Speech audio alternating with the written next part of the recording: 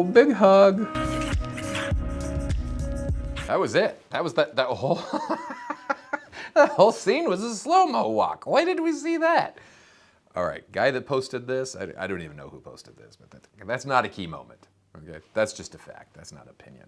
Hey guys, Jeremy with Civitas Law Group, reviewing some of the key scenes from Suits Season 3 today. What's wrong? I know why Stephen needed to know what Mariga said in his deposition. Why? He was afraid that Mariga would tell the truth. Stephen was the one who ordered those killings.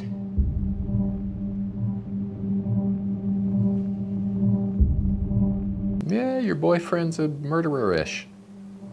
Bad news, Donna. If I walk in there right now and ask him who his attorney is, he's gonna say it's you. Doesn't matter what he says. It's 407. And if you don't let me see my client, anything he says after this second will be inadmissible. And I will rain down Fourth Amendment claims on you for the rest of your goddamn life. Oddly enough, I've actually had to flex at some police officers. I don't go down to the police station very often, I know this isn't a police station, these are federal guys, but you know, I don't have to go down very often, but I have been sitting in a waiting room for a while and gone, okay, now what the heck is going on back there? I need to go back and see my client. Even if they're not actually questioning the client, you want to know that they're not.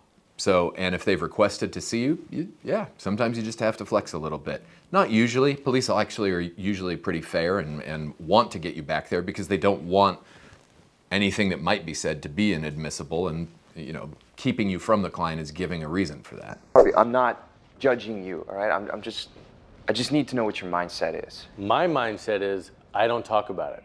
I don't want to talk about it. I keep my personal here and my business over there. I'm happy that's working for you, but it doesn't seem to be working for me. I wasn't giving you advice. I was answering your question. You want advice, call Dr. Phil. Harvey. So this is interesting. Harvey's actually echoing what a lot of attorneys have actually said to me, especially, I mean, Harvey's more in corporate world, right? But I believe in this season they were actually representing like an older lady that was accused of ordering some murders overseas or something like that. And he's saying, yeah, I keep my business life in the office, I keep my personal life at home. And in criminal defense, I've had guys tell me, yeah, you know what? You know how to not get attached, you know how to sleep well at night. You just remind yourself, I get to go home no matter what. I just think that is the crappiest advice I've ever heard for a criminal defense attorney. Is it gonna help you sleep well? Well, maybe. It's also gonna help you not give a flying crap about your client. And I think I'm a good attorney because I give a flying crap about my client. So Harvey's system, I like this character, and in a lot of ways, I'm like, dang, he is pretty cool. In this situation, I'm like, nope, that's not how I do it. Jessica threatened me. I don't care. Anyone comes at you with any threat at all, you come to me. I don't give a shit if it's the Queen of England. You come to me, you tell me everything. That's what goddamn loyalty is. Now that's just a fun comment for this show, because if you think about it, Mike actually has a legitimate connection to the Queen of England since he's, you know, dating Princess Meghan. Has nothing to do with the law, but just had to say it. Cameron, I'm surprised you can afford this place now that you're unemployed again.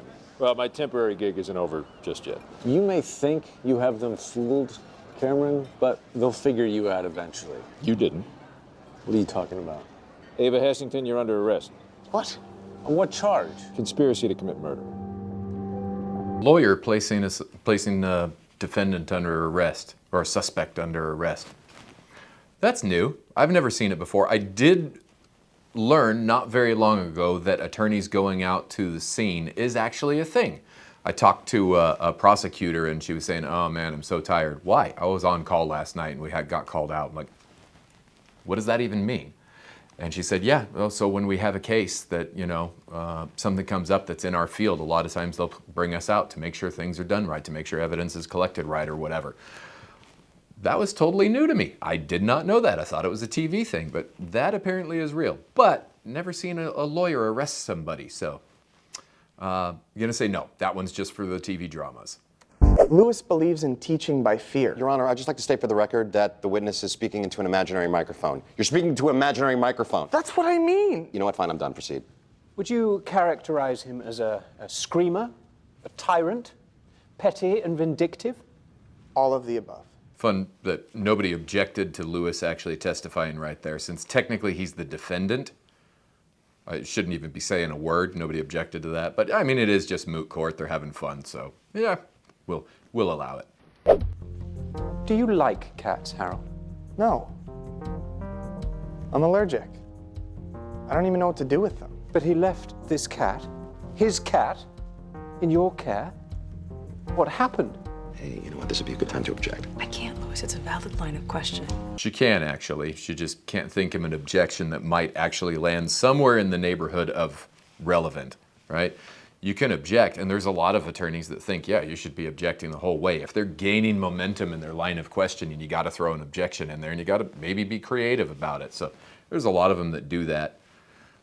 And it's interesting that they do it in TV probably more than they do it in an actual courtroom, but I guess the writers just didn't like that. So a slow-mo walk constitutes a key moment, huh? I'm gonna respectfully disagree with the, we'll call artistic differences. Yeah,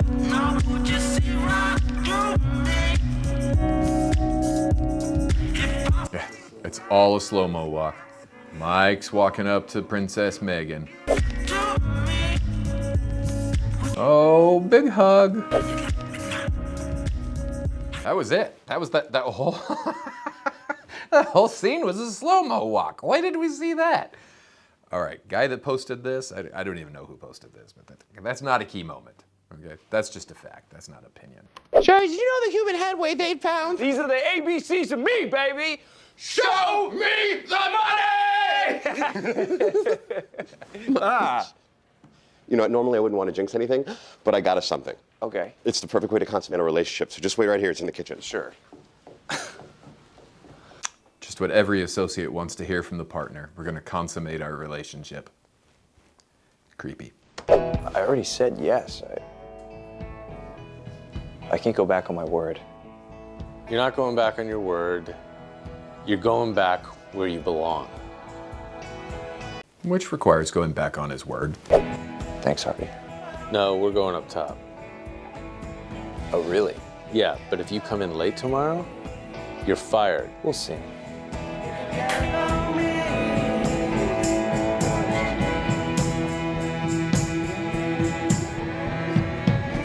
Poor Lewis feels like a fool. Bought Mike a cake. All right, those are the allegedly key moments from season 3. I gotta disagree with the guy that did the editing here. I'm not seeing how key some of these moments are, but there you go. There's my review of the key moments from Suits season 3. Hope you enjoyed it.